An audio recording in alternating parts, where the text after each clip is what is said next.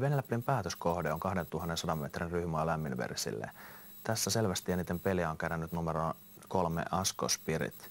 Sitä pelattu 42%. Sen kovimmaksi haastajiksi uumoillaan numeroa 1 Hallo Pamela. Lähdöstä ovat jääneet pois numerot 5 Sandvik Hollipop ja 6 Ampro Bakkara. 100 metriä starttiin.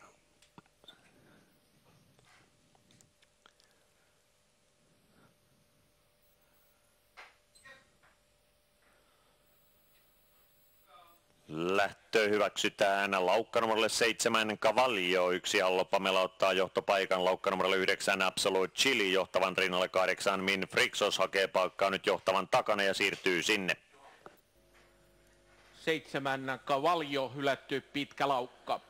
Sisärataa pitkin kolmantena 2 Rocco Bitter. Sisällä laukkaa edelleen 9 Absolute Chili, toista rataa ilman vetoapua 3 Asko Spirit.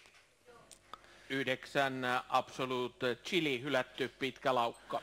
Kartivet Meetin karsinta ja avaus on 11.5. Kärjessä 1 Hallo Pamela, Risto Airaksinen johtavan takana 8 Min Frixos, toista rataa ilman vetoapua 3 Asko Spirit, toinen ulkona 4 Red Foxes Fame, kolmannen parin muodostavat 2 Rocco Bitter, 10 Mercury Mank, toista rataan seuraavana 12 Felix Pro, sisäpuolella on 11 Virus Supersonic. Venelle päätöksessä matkaa maaliin 1200 metriä, 1 Hallo Pamela johtaa lähtöä, rinnalla 3 Asko Spirit, 8 Min Frixos on johtavan takana, toisessa ulkona 4 Red Foxes Fame, 13.5 1000 metrin väliaika. Kolmannen parin muodostavat 2 Rocco Bitter, 10 Mercury Mank, neljäs pari on 11 Virus Supersonic, 12 Felix Pro, matkaa maaliin rapiat 900 metriä ja tilanne muuttumaton, 1 Hallo Pamela johtaa.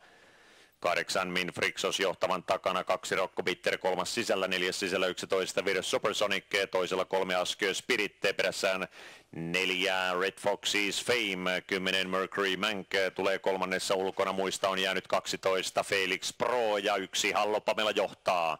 Kolmannen puolikkaan väliaika on 11.5.